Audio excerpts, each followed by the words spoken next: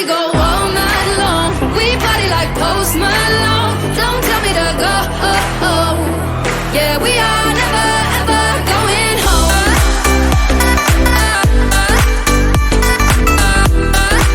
All right, and welcoming onto the show today, we got something that hits home to us. A little Mr. Golfballing on Instagram. If you check it out, his name is Jackson Elstro. Yeah, what's up? Thanks for having me on, guys. Excited. For sure. It's always fun, bro. Yeah, this hits home to us. We love golf. Oh yeah, we love it. We not only love golf, we love your page. I wish you could see the amount of times in our little group thing we're sending out posts left and right, all that crazy stuff. It's awesome. One of our buddies had actually a video that was on your page. I don't know if you remember it. You see a lot of them. It was the guy he's about to tee off on a par 3, and another kid comes screaming in with a golf cart and just takes him off his feet off the tee box. I don't know if you remember it or not, but we do. Hilarious, good stuff. That is funny. I don't remember that specific video, but I'm sure I'll probably stumble upon that video relatively soon now. Yeah. So take us back a little bit. How did you start this Instagram page? Yeah, I mean, to keep it short, I mean, it's such a weird story. I mean, in 2014, I made it. It was called Everything Nike Golf. I was obsessed with Rory McIlroy. And so I just had a whole page dedicated to Nike Golf. 2014 Ryder Cup comes. I bring my buddy Sean on. We saw some nice growth because this is Instagram in 2014. I mean, it's kind of like comedic how easy it was to gain in any niche you had. And we had a lot of success with the Ryder Cup. He came up with the name Golfballing. And we just kind of rode with that. Sold it actually my senior year of high school in 2017. And then I was so bored, I just restarted it and put a couple of years into it, got like 100K. And then with COVID, everyone was playing golf. And we found a kind of little tweak in the Instagram algorithm, was able to capitalize on it. And here we are today. Wow, that's sick. So when you say you sold it, did you just find someone that was like, hey, I want to buy your page? Yeah, it was actually probably like the stupidest thing I've ever done in my entire life. We sold it to this kind of like golf training facility in the suburbs of Chicago, like kind of where we grew up, and for a job.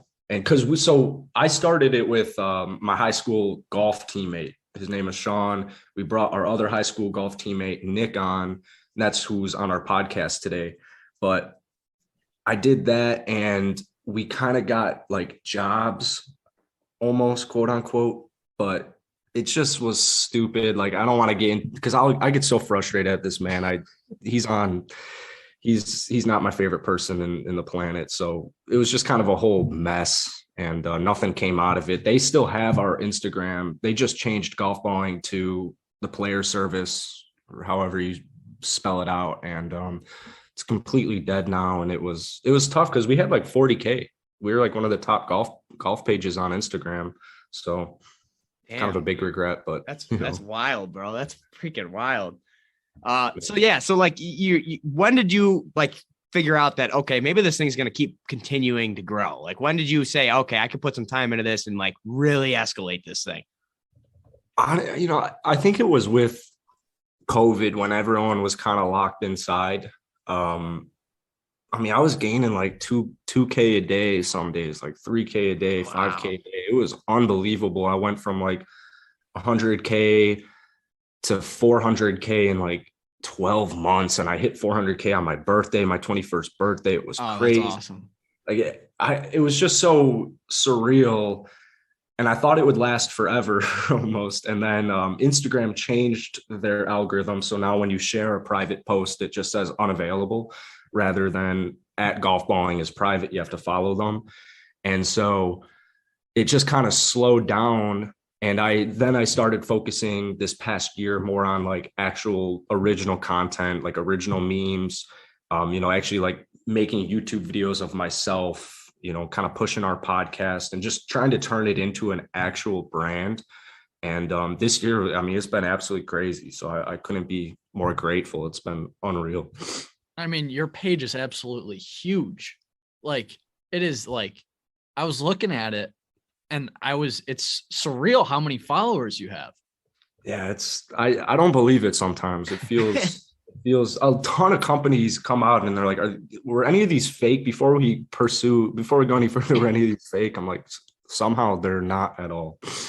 You're like, to my knowledge, no. Yeah, no.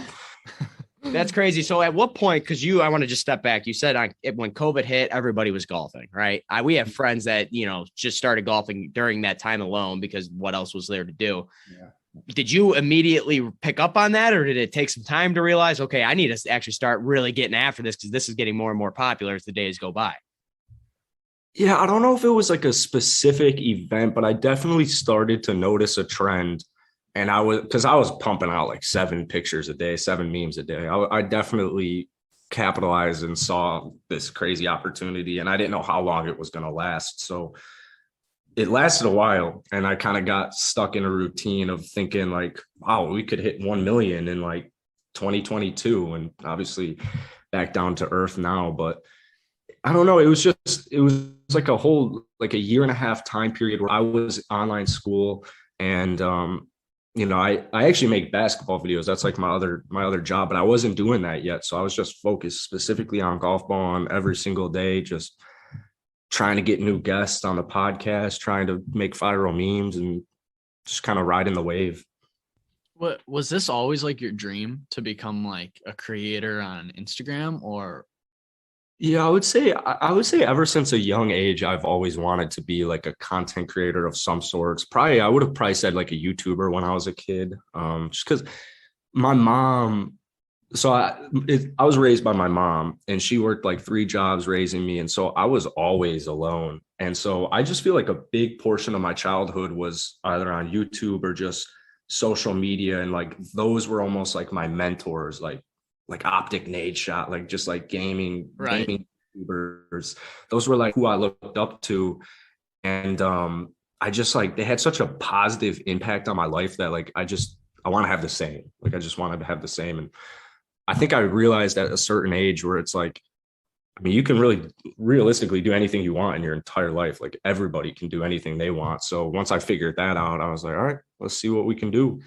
Yeah, that's funny you say that. We've actually recently with the podcast and everything, we stumbled on the idea, obviously, like you said, COVID hit. You're like, all right, well, what can I do now? Like you get that growth. Well, lately we've kind of had that light bulb go off where it's like, we're getting cool people on like yourself, we're reaching out to people. They're actually hitting us back. They're respecting what we're doing, and it's helping us kind of keep climbing. And now we're at the realization where it's like, damn, like this is kind of like, this is going uphill. Like, we're working our ass off for it. It's happening. So like, what do you have to say to someone out there that's maybe thinking about a meme page? Maybe they're starting off, small. Like, what's the biggest tip of advice, I guess you could say to someone that's maybe, contemplating right there? If you have one in particular, if you have multiple, shoot them out at us. Yeah, I have, I would say just be consistent. I've kind of always been more of like, when people ask like quality or quantity, I've always been kind of like Gary Vee almost, where it's like, just do both. Like just do both. Because the quality will figure itself out as the more you work. I would say just stay consistent to it. And, another big thing is really to just, not even really kind of keep outside noise to a minimum. I wish I could go back and do it again. I wouldn't listen to a single word my family says or any friends say, just because like they're not, especially someone who doesn't want the same thing as me. Like if they have something negative to say, I wish I could just go back and tell my younger self like that they don't know what they're saying. Like there's a lot more psychological things than to a like rude comment like that. So right. I'd say stay consistent and just believe in yourself, really. That's great. What I got to ask. So why did you come on this podcast? Like you had to look at our page and see like they have 1,500 followers. I mean, what is that going to do for your brand? You know what I mean? Or are you thinking, yeah, I really don't know why I'm here? he's wishing he could hit the end call button right now. Well, no, first off, 1,500 followers for a podcast. That's really impressive. I would say that's very impressive. I would say even like 50 is very impressive. But I don't know. You guys seemed cool. The podcast seems cool. And also, I've got my own podcast as well. So I kind of understand that like reaching out to people, I don't know. It's like everyone's human, kind of like as we were talking about before we hit recording. Like, there's no harm in saying like yes to any opportunity that comes your way. Like, what can really go wrong? If something were to go wrong, lesson learned. So right. That's funny you say that. So recently we interviewed Todd Watts from Rip It Grips. He said he was a little bit familiar with that light bulb. Yeah, I just saw the light bulb. That was his face when we brought up you on, we were coming up with an interview with you. Have you checked out any of his stuff? We loved him. We thought he was just an unbelievable dude. I don't know if you've actually been able to face-to-face talk with him. Great guy. Like, you'll want to support him even more if you haven't. Man. But, that's awesome. So like you just said, the opportunity where we reached out to him, he had less followers than us on Instagram. Preston saw his page and was like, yeah, I'll shoot him a message. That's like what we're into, golf and stuff. Turned out it was like one of the, greatest things we could have did. And like you just said, even like the following on the Instagram right away, his page is new, but it wasn't the highest. So like we just reached out because we thought he would look like a cool dude, a cool product. We just wanted to hear about it. So like, that's funny you say that, but the Rip It Grips, he said he had recently sent you something. Yeah, he sent me some grips, and they're like honestly the coolest things I've ever seen. I love like abstract colors, and he sent a couple orange or like light orange ones, a couple light purple ones. And unfortunately, I left them at my dorm in Chicago, but I cannot wait to fire those puppies on. They're gonna be so sexy. Yeah. So I found his page through you because you advertised it on Golfballing, and so I'm like, yeah, let's get this guy on. And then I'm like, Jaret, why don't we try to get Golfballing on? So I just shoot you a DM and you hit me back, and I'm like, no fucking way did he actually get back to me. I'm like, how did this guy with 500,000 followers just see my DM? Yeah, I'm just a normal guy. How many DMs you get in a day? Dude, you guess. Man, just a rough estimate. I get some of the worst DMs, maybe like 50. Okay. Probably like 5 to 10 of them are stupid bots saying like, do you want to grow your Instagram?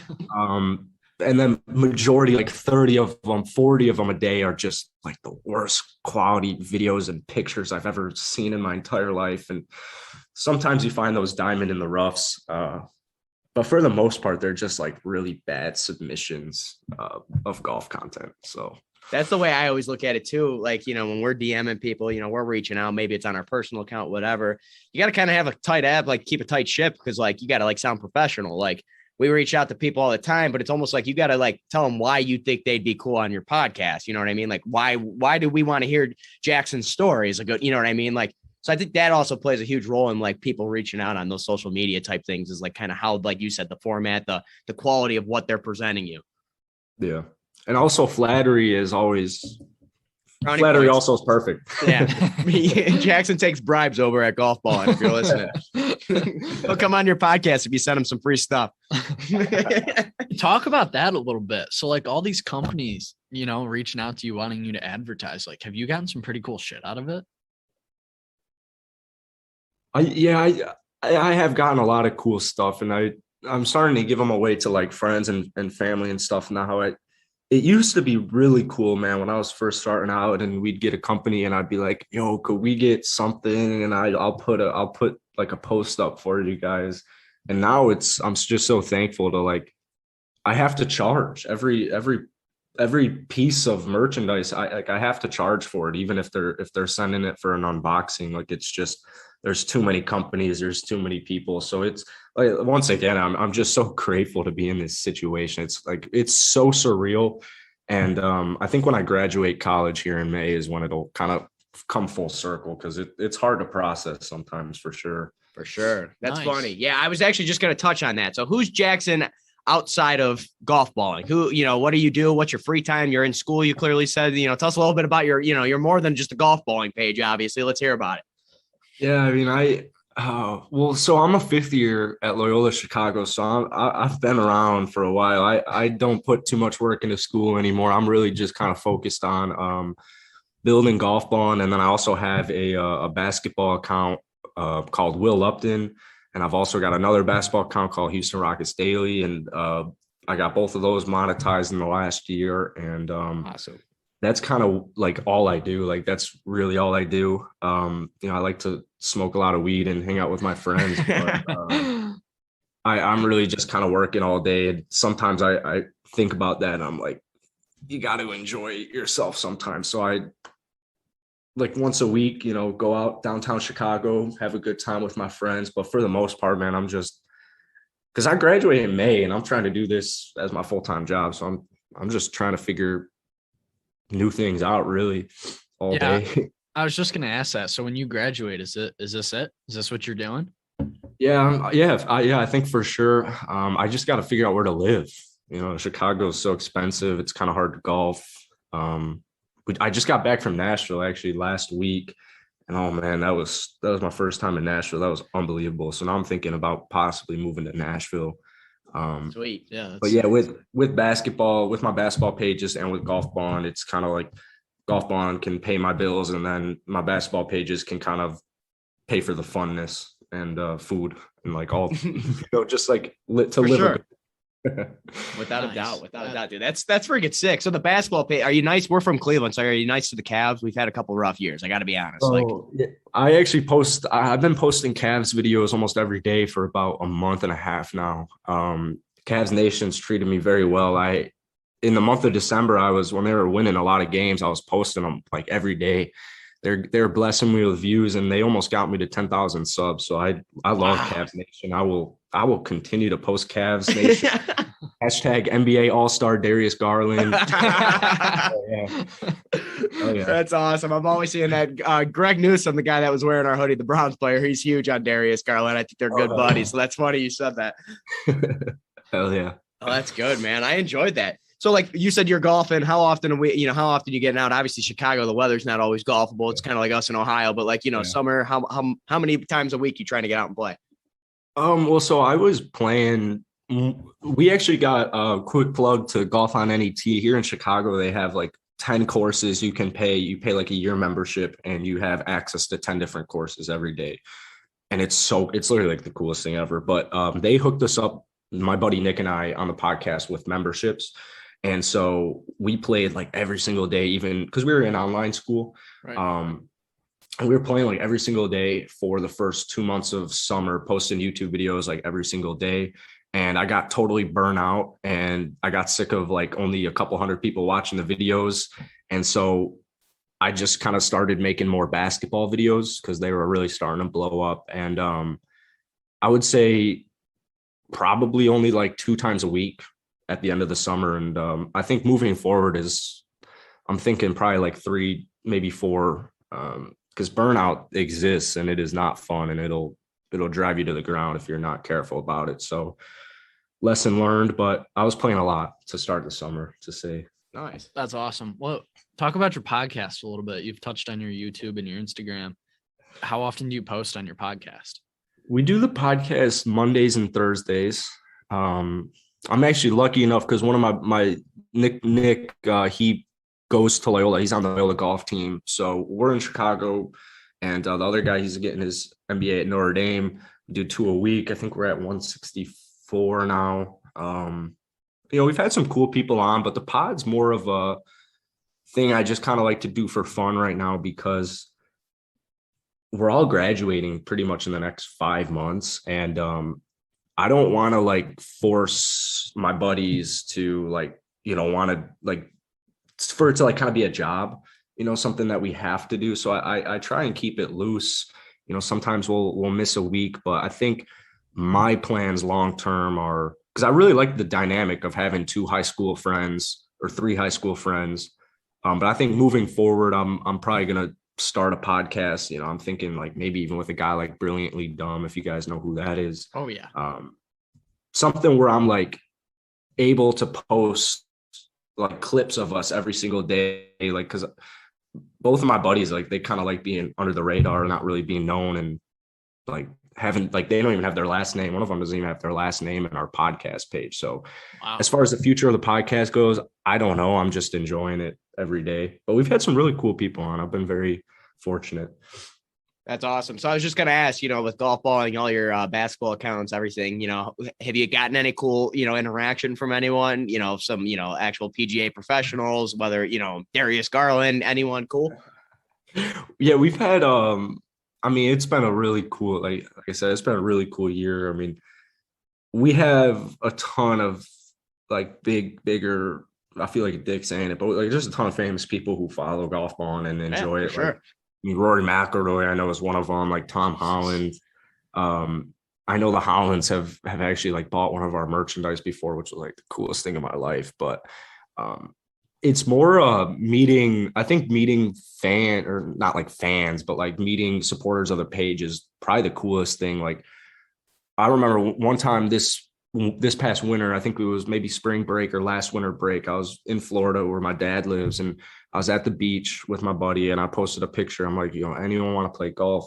And this, I don't want to name drop him, but like this big time guy was like, yeah, come play my club with me. And we get there, and there's a reality TV show star there, and we just had like the best day ever. And it was just so freaking cool. And we just got back from Nashville where we were able to play Troubadour because I just put on the story like, can someone help us play here? And it's just been like really cool just meeting like everyday people. As far as celebrities go, I mean, I've played with a couple of them, and they've been really cool. It's just like, I don't know, it's really cool. Man, no, that's awesome. Good for you, dude. Yeah, that's sweet. I love it. I love seeing it built from the ground up. Absolutely. It's so sick. So when you're playing, how are you? I mean, I would assume you're solid, with the amount of times you're playing a year, and plus, playing with cool people and all that. What are you going out and shooting on 18 holes at the local muni? We'll say local muni. We're not asking, top notch course. Local muni. I'm probably breaking 80. I try and usually we'll play like a nice-ish course, play the tips, and I'll try and be breaking 80. But if I'm not playing consistently, I'm definitely not breaking 80. But I mean, I was on my golf team for 4 years, and I took like a 2-year break after that, and I'm still kind of trying to get back to like, I don't know, that competitive drive. I like just going, crushing beers, smoking a little bit, just enjoying with the guys. Like you're our kind of guy. We need to get out and play. We need to get out and play. That's like what we're about. You coming to Ohio anytime soon? Probably, yeah. Probably. I got to drive to New York this summer, so I'll be through it. Let's link up. That'd be fun, bro. That'd be sick. Yeah. Don't be laughing at us though when we're throwing clubs. No, I'm joking. Completely joking. That's awesome. You got anything else you want to add before we keep moving on? I mean, we got some segments we can get to here, but I mean, if there's anything you want to shout out, obviously, I don't know if your Golfballing page needs our Kicking It Back shout out, but hey, if you want to toss it, feel free. Honestly, like half of our followers probably follow your page already. 98% of them do. We looked before. No. No, I mean, that's really it. I feel like I said, I've only done 2 podcasts before. This is the second one. The first one I butchered so bad, evidently they never ended up posting it. So thanks for reaching out. It's been great talking to you guys. I'm excited to keep it going as well. Yeah, appreciate that, of course.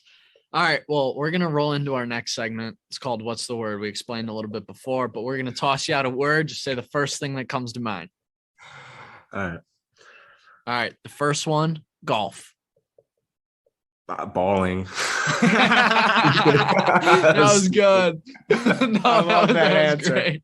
Everyone else out there would have been like hard, frustrating, shitty, not fun. He throws his brand out. Beer. He's like balling. Yeah, comes to mind. The marketer. I love that. All right, number 2, we got YouTube. Ooh, oh man, like just funny. You go on YouTube outside of your channel, like are you just on YouTube, watching, the Barstool guys or any other pages, Rick Shields? I like the Good Boys. Okay. Foreplay, I more watch like when they'll play like a nice course, or like they'll be playing like just when it's like set up and it's fun. They're mic'd up and all that.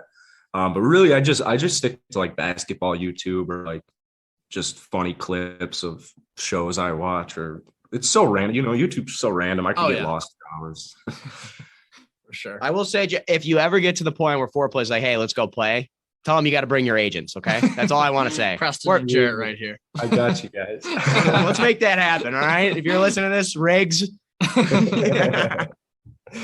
That's great. All right. Next one, podcast. Oh man. I'm not good with words. Honestly, like just friends. Yeah. These are so lame. No. I'm telling you, there's always been worse. Just always keep that in mind. True. All right. Next one we got is meme. Oh man, I thought of Patrick Reed, honestly. He's a walking meme. Yeah, he's been kind of like the staple as far as golf memes go for me in my meme making career. That's awesome. All right. And the last one, Jackson Elstro. Oh man, like I'm just all over the place. That's awesome. He said all over the place. All right. And we also add this 100 years from now, say you're not around. What do you want people to think of when they hear Jackson Elstro? Oh, I hope they just get a smile. I hope I influence their life in a positive way. And I hope they'll always think of me when they're struggling. In a good way. In a good way. Yeah, no, for sure. No, that was good, man. Yeah. That was really good. Yep, for sure. All right. And then rolling into our next segment, we got over or underrated. We just got one topic we'll debate on a little bit. As you can see, underrated kind of became a brand of its own. Yeah. So social media. Oh man. Oh. I feel like if you say overrated here, That is so tough. You know,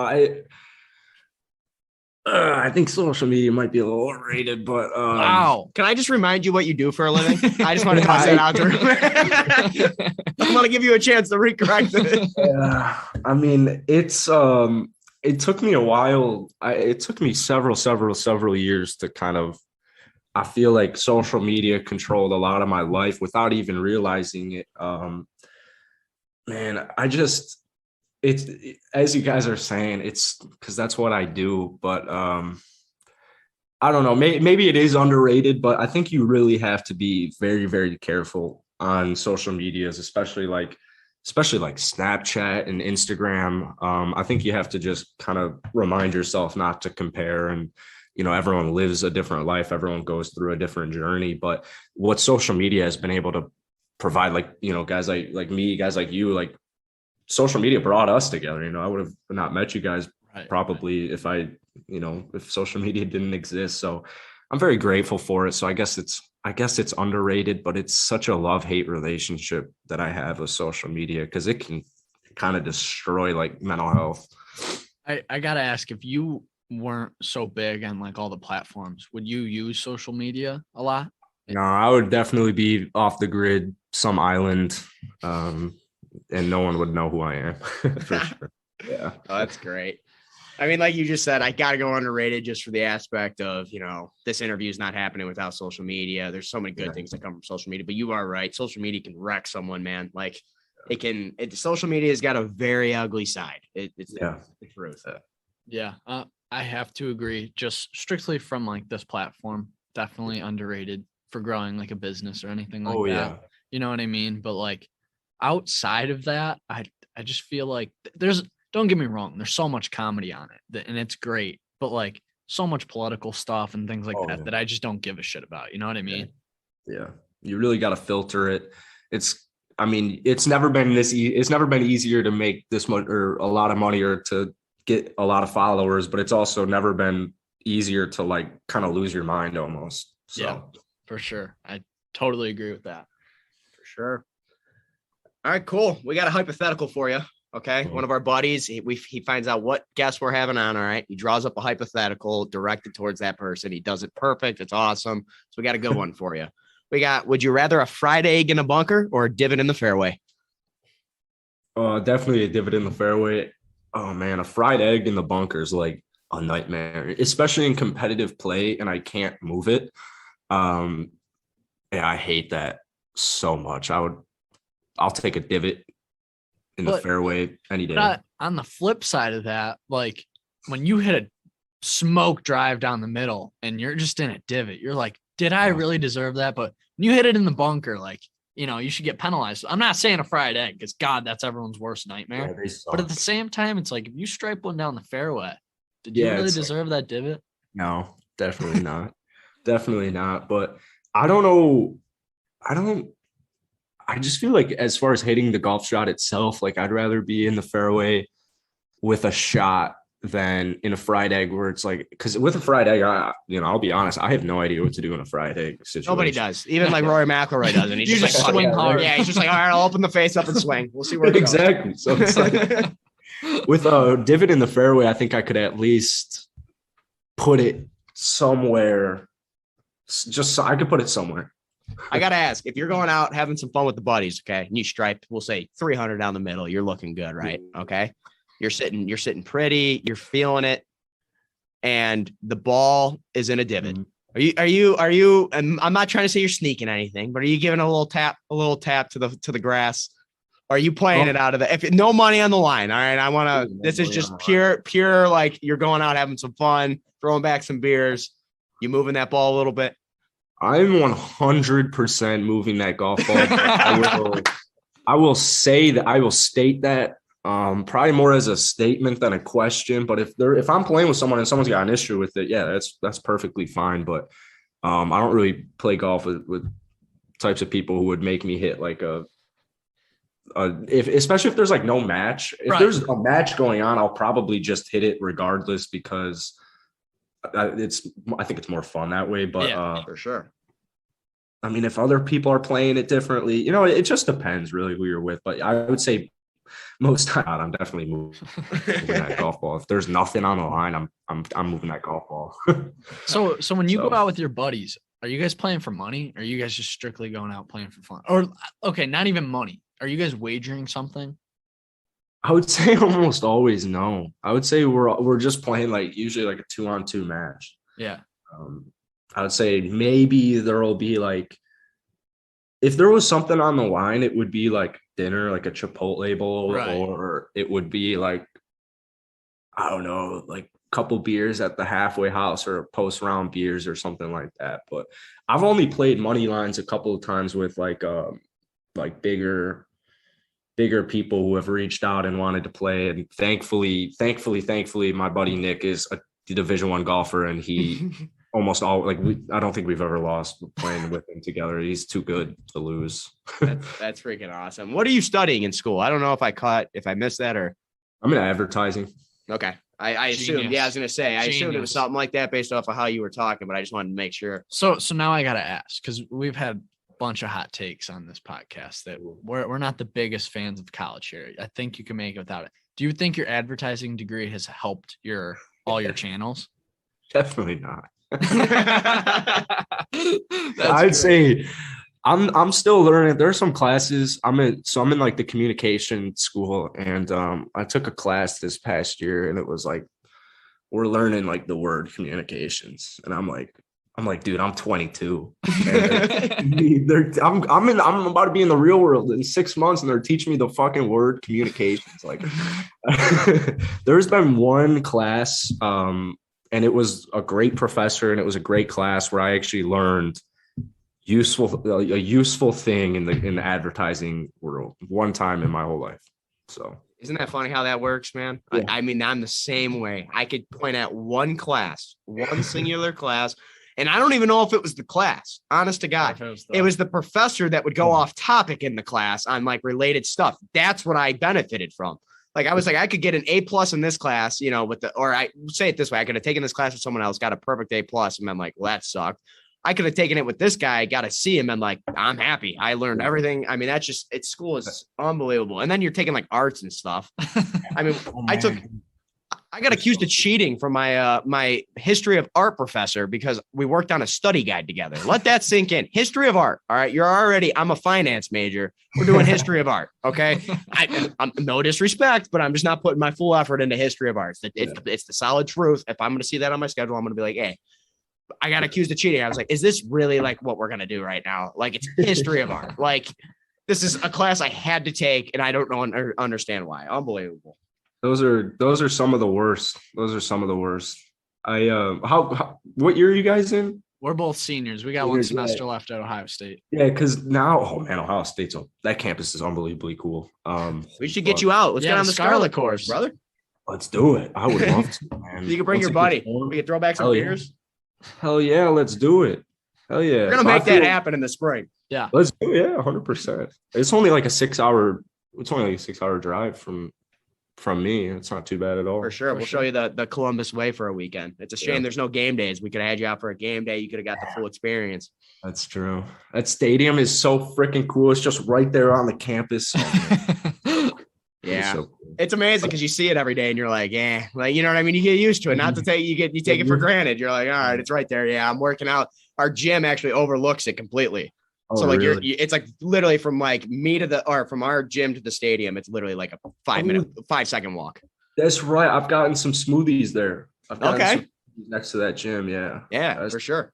You got the like outside stadiums right there too, right? Yeah. And Yeah. that's cool. I gotta ask, why were you at Ohio State getting smoothies? Well, Big smoothie so guy. I drove. Just love smoothies. Well, unfortunately, one of my ex-girlfriends used to go to school there, so I've been there for Okay. other reasons. But I was just there this past summer driving through. My buddy was living in Columbus for a summer job, and I was driving to Virginia, so Nice.